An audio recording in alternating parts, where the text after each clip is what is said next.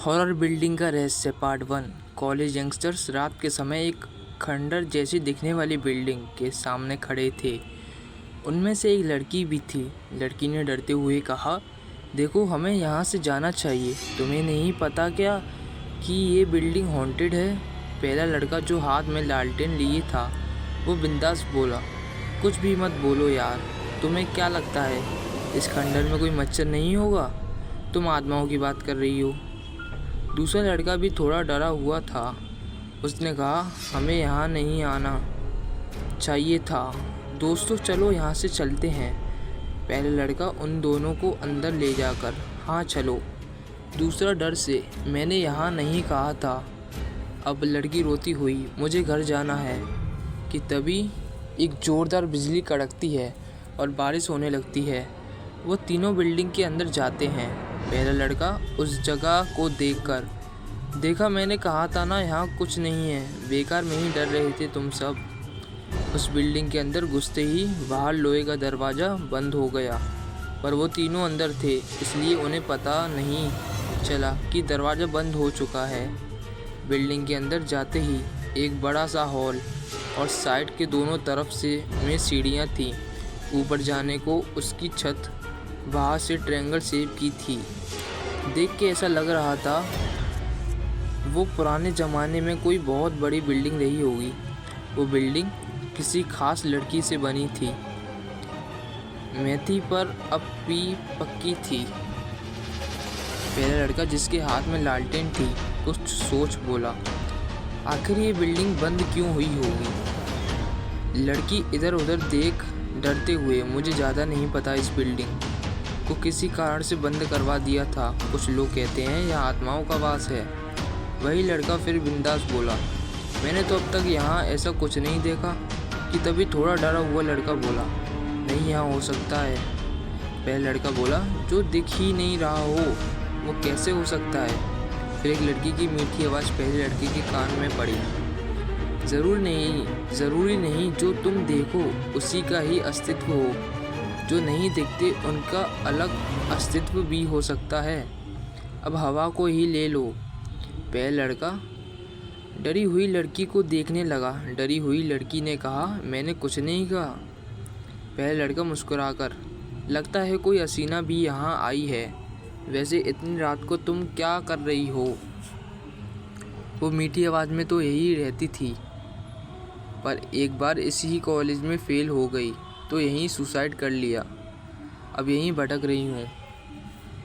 लड़की जो डरी थी और जो दूसरा लड़का थोड़ा डरा था वो और भी डर चुके थे, पर लालटेन पकड़ा लड़का नहीं डरा। उसने कहा, अच्छा, तो तुम्हारी आवाज़ क्या पहले भी इतनी मीठी थी?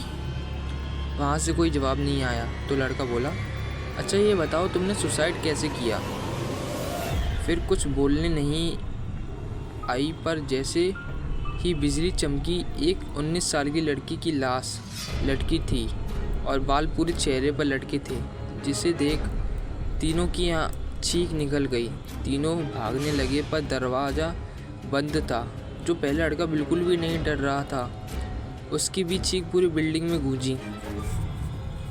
उस लाश की मुंडी हिली, उनको देखा और मुस्कुरा दी। उसकी बॉडी पूरी सफ़ेद और सूट पहने थी। फिर ना जाने कौन कौन सी आत्माएं आने लगीं, पर उन कुछ को तो उन तीनों को देखने में कोई इंटरेस्ट नहीं था, तो वो उन्हें देख सीधा चल दी और कुछ उन्हें घेर रही थी।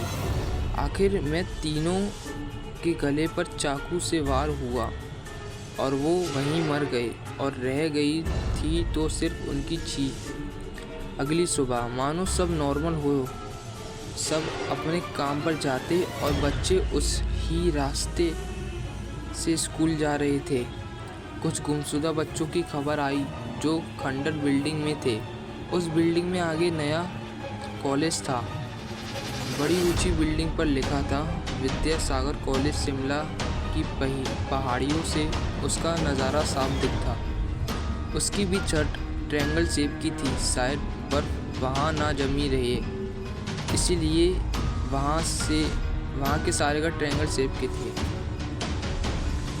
रास्ते पर एक टेम्पो गुजरता हुआ जा रहा था।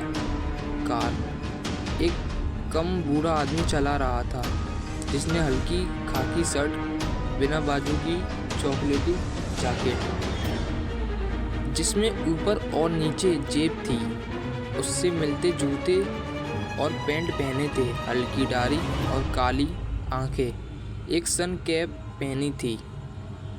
उसका चेहरा देख के लग रहा था कि उसमें बचपना अभी तक है।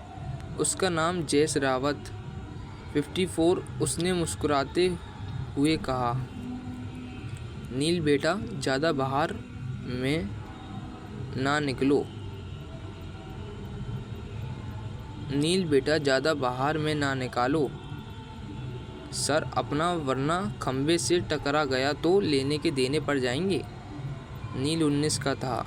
रावत नाम से ही नीली आंखें, सिल्की बाल, एक कान में हरे रंग की छोटी लटकती हुई बाली, गुलाबी होठ और हल्का सांवला रंग, ग्रीन टी शर्ट के ऊपर लाल पीली धारी की शर्ट पहने और ब्लैक जीन्स और उससे मैचिंग जूते पहने।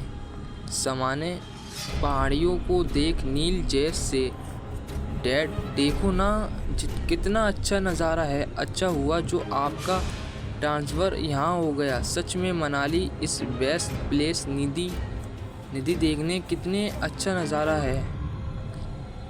नील पीछे देखता है तो एक 18 साल की लड़की मासूम सी शक्ल के साथ जीन्स और टॉप में सोई हुई थी, जिसके पास ही में एक बिल्ली थी। निधि को सोता देख बिल्ली के साइन, इधर आओ, निधि सो रही है, उसे परेशान मत करो। साइन वहाँ से उठ आगे नील की गोद में बैठ जाती है और उससे अपना सर सहलाती है। नील भी उसकी पीठ पर सहला रहा होता है और नील जैस से कहता है, साइन माँ की आखिरी निशानी थी ना डैड। तो दोस्तों, इस वीडियो को हम यहीं पर एंड करते हैं। और आपको इस वीडियो का पार्ट 2 चाहिए तो कमेंट में यस लिखिए और लाइक करना और सब्सक्राइब करना ना भूलिए। ऐसे ही